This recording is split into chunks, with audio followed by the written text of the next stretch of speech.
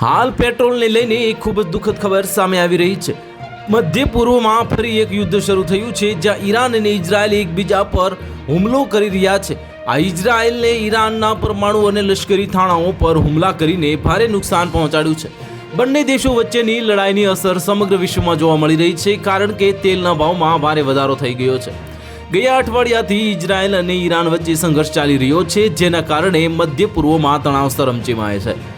Iran Israel લડાઈને કાચા તેલના ભાવમાં વધારો થયો છે। તે દરમિયાન ઈરાકના વિદેશ મંત્રીએ એવું નિવેદન આપ્યું છે કે જેનાથી તેલના ભાવમાં વધારો થવાની ચિંતા વધુ વધી ગઈ છે।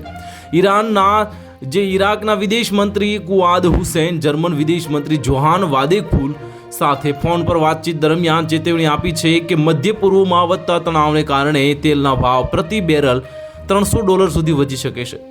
તેમણે કહ્યું છે કે જો ઈરાન હોર્મુઝ સ્ટ્રેટ બંધ કરે છે તો પરિસ્થિતિ ખૂબ જ ગંભીર બની શકે છે। ઇઝરાયલ અને ઈરાન વચ્ચે સંઘર્ષ ગુરુવારે રાત્રે ઈરાન પર ઇઝરાયલથી હુમલાથી શરૂ થયો હતો, જેમાં ઈરાનના લશ્કરી અને પરમાણુ થાણાઓ પર બોમ્બમારો કરવામાં આવ્યો હતો। અને હુસૈન કહે છે કે જો લશ્કરી કાર્યવાહી શરૂ થાય છે તો ક્રૂડ ઓઇલના ભાવ પ્રતિ બેરલ $200 થી જે $300 સુધી વધી શકે છે।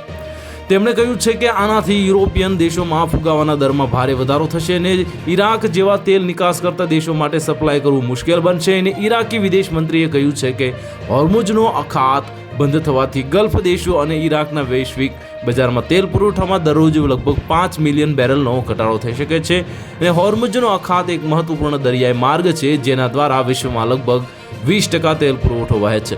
તો હાલ માટે આટલું જ। મળીશું નવા અપડેટ સાથે। જો તમને અમારા વિડીયો પસંદ આવતા હોય તો વિડીયોને લાઇક કરી દેજો, ચેનલને સબસ્ક્રાઇબ કરી બાજુમાં આવેલા બેલ આઇકનને દબાવી દો, જેથી તમને આવા સમાચારની અપડેટ મળતી રહે।